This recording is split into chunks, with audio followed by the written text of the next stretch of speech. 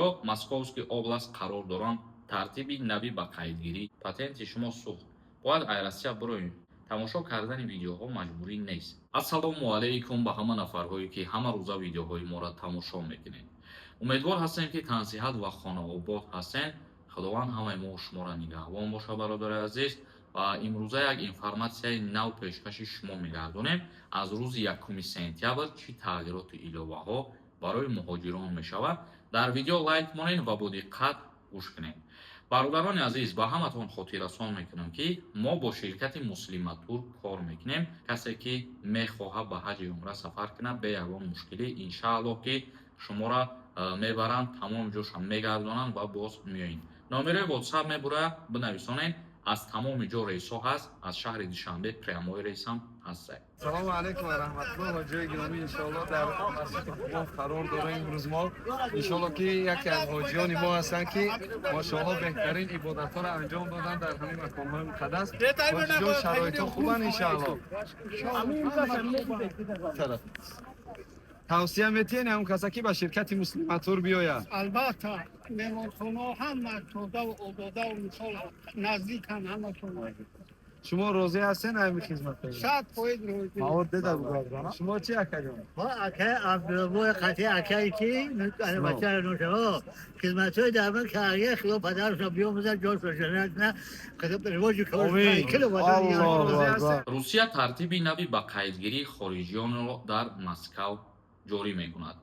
шурӯъ карда аз 1 сентябри соли 2026 барои шаҳрвандони хориҷие ки бидуни раводид ба Русия сафар мекунанд ва дар шаҳри Москва ё Московский област қарор доранд тартиби нави ба қайдгирӣ амалӣ карда мешавад. тибқи иттилои намояндагии Вазорати меҳнат, муҳоҷират ва шуғли аҳолии Ҷумҳурии Тоҷикистон дар Федератсияи Русия, минбаъд шаҳрвандони хориҷӣ аз 18 сола боло бояд ҷойи зисти худро танҳо тавассути барномаи мобилии Амина ба қайд гиранд. яъне ки ҳатмӣ ва зарурӣ мешавад аз 1 сентябр танҳо ва танҳо бо приложенияи Амина ҳуҷҷатгузориҳоро дуруст кардан. дигар чизо бигем ки аз байн меравад дар Москва ва Московский област. қаблан ин низом танҳо барои муҳоҷирони меҳнатӣ пешбинӣ шуда буд. яъне ки муҳоҷирони корӣ вақте ки ба кор сафар мекарданд ҳамин нафарода тааллуқ дошт приложенияи Амина ва ҳар касе ки аз 18 сола болои дигар ба нияти кор мерава ё ин ки не, ӯ касорам дигар бо приложенияи Амина бояд ки кор бикунанд. акнун талаботи мазкур нисбати дигар гурӯҳҳои шаҳрвандони хориҷӣ низ татбиқ мегардад. аз ҷумла донишҷӯёне ки дар муассисаҳои таҳсилоти олӣ ва миёнаи касбии Русия таҳсил мекунанд ё ба фаъолияти илмӣ машғуланд бояд аз ҳамин барнома истифода баранд. дар мавриди шаҳрвандони хориҷӣ то 18 сола тартиби пешина боқӣ мемонад.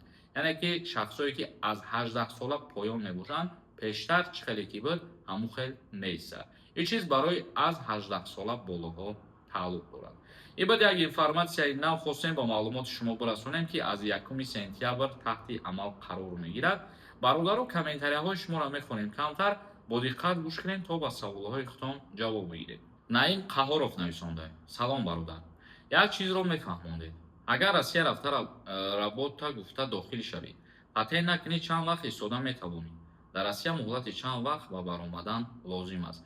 вақте ки шумо мигратсиони картаи работа қатъим мерен, як моҳда бояд ки ҳуҷҷатотонро тахт кунед, яъне патентонам гирифтагӣ бошед. агар 3 моҳу 4 моҳ беҳуҷҷат бошед, бепатент бошед, шуморо мегиранд, депортатсиятон мекунанд. мумкин нест. саид маҳкамов нависонда: салому алайкум бародар, ҳама документ 100%, ягон камбудӣ нест, документом тамом шуд. граница кардам, боз документ кардам, лекин реестр ғалтидам, нарушения надорам, аз ягон чиз штраф надорам. сабаба дар чӣ бошад? илтимос ҷавоб диҳед. пешакӣ раҳмати Аллоҳ розӣ бошад аз шумо. худованд аз ҳамаи мо шумо розӣ бошад. худованд ҳамамона нигаҳбон бошад. бародари азиз, баъзан вақтҳое мешавад ки бо сабаби ошибка ном дар реестрам ворид мешавад. аз ҳамин хотир шумо метавонед ки як бор рафта муроҷиат кунед, тафтиш карда мебароянд, дар ҳақиқатан бо роҳи ошибка ки ворид шуда бошад боз снят карда мешавад. як нафари дигар нависонда: писари ман дар Русия мехонад, ба реестр фуромадааст, ба Тоҷикистон перевод гирад, хизмат мебарам, илтимос ҷавоб диҳед. дар ҷумҳурии тоҷикистон агар донишҷӯ шавам, мисол донишгоҳ ки бихона, дар айни таҳсил кардан ва хизмат намекунам. ҷаборзода нависондай: салому алайкум ака, илтимос ҷавоб диҳ. Патенти ман моҳи феврал 2026 сӯхт. Моҳи май срокаш тамом шид. Ман ҳамин моҳ омадам Москва. Дар ҳаминам сообщение омада ки патенти шумо сӯхт. Бояд Айросия бироем. Ман метавонам патент супорида моҳи феврал сӯхтагӣ боша. Агар моҳи феврали соли 2027 баъд метавонӣ ки патент бигирӣ. Алиҷон нависондаи: салому алайкум брат. Барои мобилизатсия гап задем. Кадомуро мебаранд ба чанд? Салом ва раҳматуллоҳ. алайкум салом. Мо дар бораи мобилизатсия гуфтем ки ҳозир ягон қарор нест. Мо нагуфтем ки ба мобилизатсия даъват мекунам. Як нафари дигар нависондаи: ассалому алайкум. умри дароз, тансиҳат хоҳон ҳастем. раҳмат бародар, инсони хуб ҳастӣ. саломат бошем. худованд ҳамамона умри дароз битиҳад ва худованд зиндаву саломат бошем ки каме ҳам боша баҳри шумо ягон фоида бирасонем, видео кунем. матлуба нависондаи: салому алайкум акаи Соломон. ман шум ҷудо шудам, соҳиби як духтар. даъвои алимент дорам. реки ЗАГС надорам. ЗАГС ҳам надошта бошен, алимент ситонида мешавад. мақсад алимент барои фарзанд меспорад.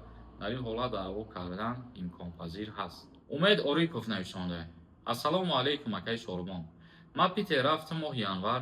патент кардам, ҳамаи документҳом соз буд. не ки моҳи май омадам, ягон мушкилӣ набуд. аэропорда ман метавонам моҳи сентябр бирам Москва. мада патенти нав мекунанд. ҳамин ягон проблема ки надошта бошӣ, бале, метавонӣ ки бирай. вақте ки проблема дорӣ, баъд дар ин ҳолат мушкилӣ шиданаш мумкин аст. як нафари дигар нависондаи: салому алайкум бародар. ҳамин хита нафаҳмидам. як дам хабари хуш гуфте ҳайҳуй мекунӣ. як соат намегзарад, бо хабари нохуш гуфта эълон мекунӣ. чӣ ба ки ҳамихелӣ мекунӣ? аввалаш ки ман як соат пас видео намекунам. дар 3 рӯз 4 рӯз як бор видео мекунам. ва диюмаш ки бародари азиз, ҳар рӯз ҳар информатсия, ин информатсияро ман аз дили худам намебофам барои шумо пешкаш кунам. дар ҳамун информатсияҳо чизе ки ҳаст, хабари хушай нохушай, ман видео мекунам ва барои мардум пешкаш мегардонам. касоеде ки маъқул набошад, тамошо накунед. тамошо кардани видеоҳо маҷбурӣ нест. барномаи имрӯзамона ҷамъбаст мекунем бародарони азиз. саволҳотон бошад бинависед дар комментария. иншааллоҳ дар видеои дигар мехонем. худованд ҳамаи мо шуморо нигаҳбон бошад. renderforest.com